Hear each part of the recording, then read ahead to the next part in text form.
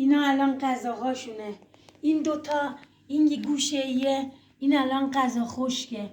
کیلویی 350 تومن میگیریم. خیلی دوست دارم بچه هامون، خیلی دوست دارم. ببینین این عدس میمونن ولی وسطشون سوراخ داره.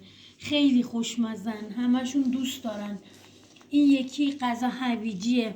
هویج و سیب زمینی میندازیم با بغلش با گردن مرغ، میذارم تو قابلمه میپزه. یکم ادویه زردچوبه، یک کوچولو دارچین میزنم، بعد میپزه. گردن گوشتاشو جدا میکنیم و هویج و سیب زمینی هم رنده میکنیم، با هم میکوبیم، قاطی میکنیم، میشه غذا هویجی. خیلی دوست دارن، اینی هم خیلی میخورن. حالا چند تا غذای دیگه هم هست، جیگر و بعد گوشت و بعد چیزای سر بالای مرغ و اینا رو هم دوست دارن.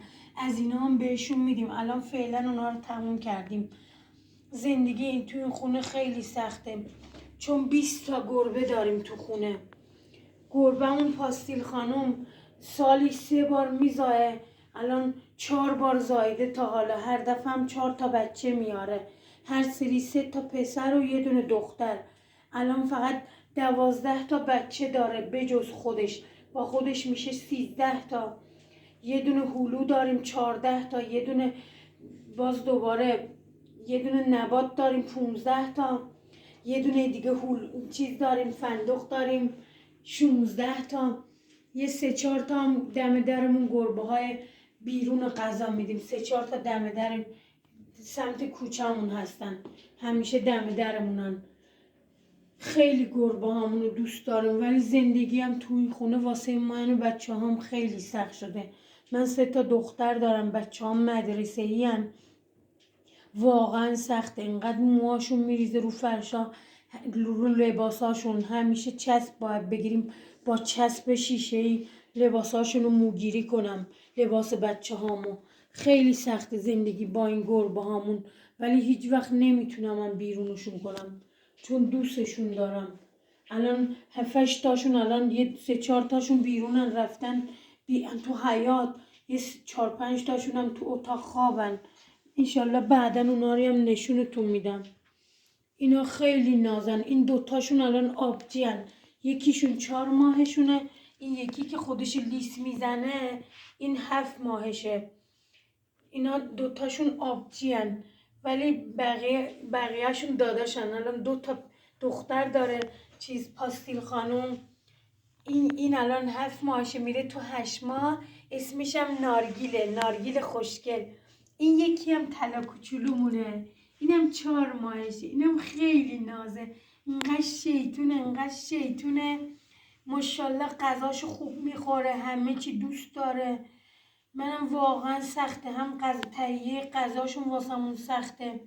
من الان سالی یه بارم واسه بچه‌های خودم نمیتونم گوشتی، دل مرغ چیزی بگیرم. همیشه آرزوی دل مرغ تو دلشون مونده که یه بار بگیرم واسهشون درست کنم، ولی واسه گربه هامون هیچ وقت کم نمیذاریم. از خودمون میزنیم، ولی از خودم و بچه هام میزنم، ولی به این گربه هامون خدمت میکنم. تو رو خدا اگه میتونین، اگه واقعا راهش داریم، من نمیتونم ادیت اینا بزنم چون بلد نیستم.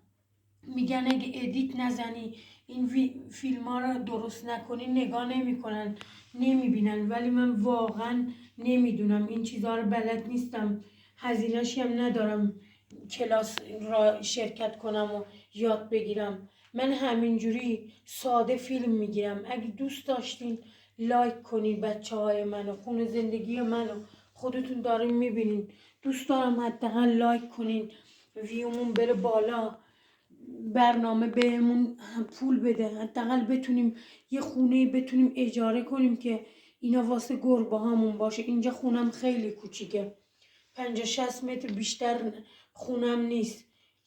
12 متر حیات، 50-60 متر هم بیشتر، یه دونه اتاق بیشتر نداریم. همش با گربه هامون میخوابیم، همش بالا سر بچه هام و خودم، همش دهنمون پر موی گربه میشه. تو رو خدا دعا کنین این موی گربه ها نره، از معدمون اینا رو اذیت نکنه. تو رو خدا واقعا سخته. داخل گربه ها زندگی کردم، ولی من نمیتونم اینا رو بیرون کنم. همه فامیلامون قطع رابطه کردن با همون به خاطر این گربه هامون. میگه خونتون پر گربه، پر موه، چه خبره، بندازینشون بیرون. ولی من هیچ وقت دلم نمیاد، نه من، نه شوهرم، نه بچه‌هام، دلمون نمیاد این کوچولوها، این فرشته کوچولوها رو بندازیم بیرون. واقعا دوستشون داریم.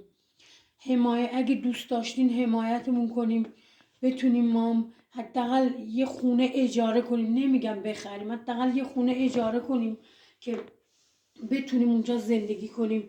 بیایم اینجا به گربه هامونم سر بزنیم. این واقعا واسه گربه هامونه، چون زندگی نمیتونم اینا رو بیرونشون کنم. اینا باید تا همینجا زندگی کنن، تا آخر عمرشونم اینجا باشم. من هیچ وقت نمیتونم من و شوهرم اینا رو بیرون کنیم. اینا رو خیلی دوستشون داریم. نه همون واسمون گذاشتن، نه استراحت واسمون میذارن. همش سر کله ما وای میستن، همش تو همومن. در همومو کندن، خوردن، پوسیده کردن در همومو، رو پشتیامونو کندن. نمیتونم، این زندگی منه، این فرشای منه، همش موی گربه است. هر ثانیه باید من اینا رو تمیز کنم.